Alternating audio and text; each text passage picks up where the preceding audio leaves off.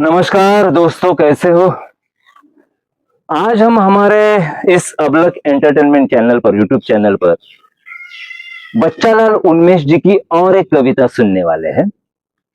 गए एपिसोड में हमने घुटन, ये शीर्षक जो है उनकी कविता का, वो कविता सुनी।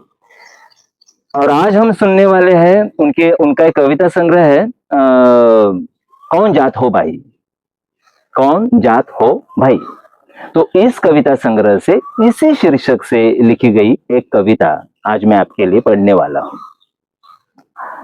बच्चालाल उन्मेष ये युवा कवि है, उत्तर प्रदेश से है और काफी अच्छा लिखते हैं। उनकी कविताएं मुझे बहुत पसंद है। तो बच्चालाल उन्मेष जी को अगर ये कोरोना के काल में उन्होंने ये कविता लिखी, मतलब 2019-20 में ये कविता उन्होंने लिखी है। तो अगर किसी को आज कौन जात हो भाई ये शीर्षक लेके अगर कविता लिखने का मन हो रहा है, या ये शीर्षक कविता को देने के बारे में वो सोच रहा है अगर कोई कवि, तो सोचने वाली बात है। सोचने वाली बात इसलिए है कि इसका मतलब है कि आज भी जाति प्रथा समाज में वैसी की वैसी है। विकास के नाम पर हम कुछ गलत तो नहीं कर रहे हैं। असल में विकास हो रहा है हमारा। अगर जाति प्रथा वैसे ही है तो फिर काय का विकास।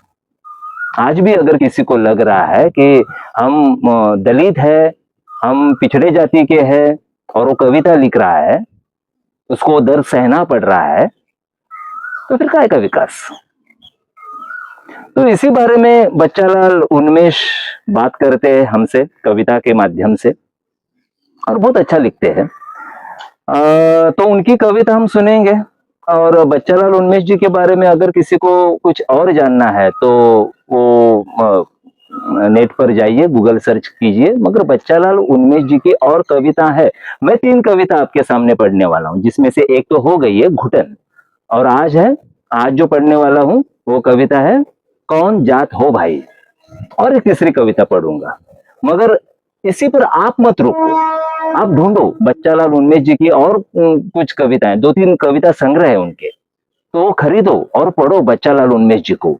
इस काल में 2019 से 2025 तक अगर बच्चालाल उन्मेष जाति प्रथा के बारे में बोल रहा है, विषमता के बारे में कुछ बोल रहा है, तो सुनना पड़ेगा। युवा कवि है, युवा के मन में क्या चल रहा है वो प्रतिनिधित्व करता है युवाओं का, तो उनको पढ़ना चाहिए हमें।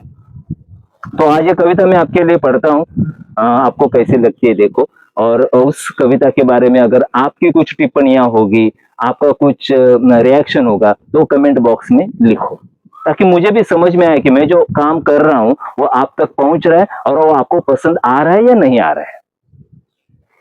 तो मैं पढ़ता हूँ, आप सुनो, बार बार सुनो, और आपके रिएक्शन कमेंट बॉक्स में लिखो। चलो सुनते हैं बच्चालाल उन्मेष जी की कौन जात हो भाई। चलो।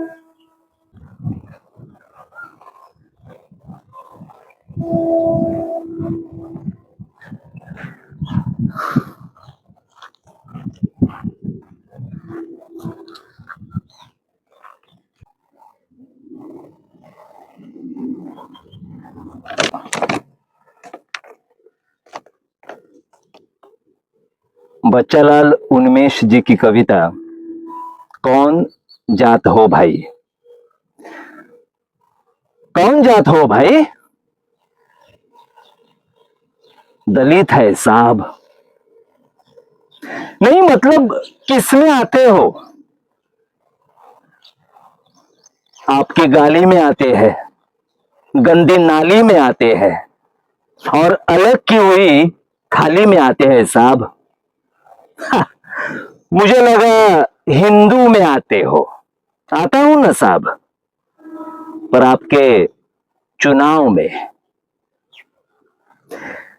क्या खाते हो भाई जो एक दलित खाता है साहब? नहीं नहीं, मतलब क्या क्या खाते हो?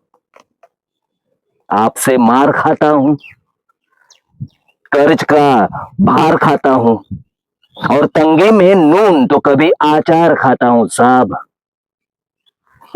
नहीं नहीं, मुझे लगा कि मुर्गा खाते हो।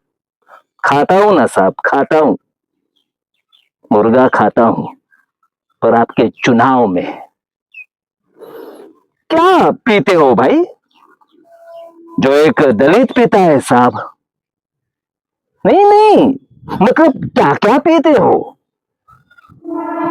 छुआछूत का गम, टूटे अरमानों का दम, और नंगी आंखों से देखा गया सारा भरम साहब। अच्छा, मुझे लगा शराब पीते हो। पीता हूं ना साहब, पीता हूं, पर आपके चुनाव में। क्या मिला है भाई? हाँ, क्या मिला है जो दलितों को मिलता है साहब? नहीं नहीं, मतलब क्या क्या मिला है?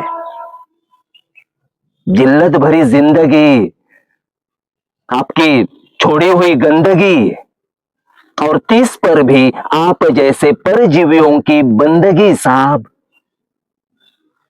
मुझे लगा वादे मिले हैं।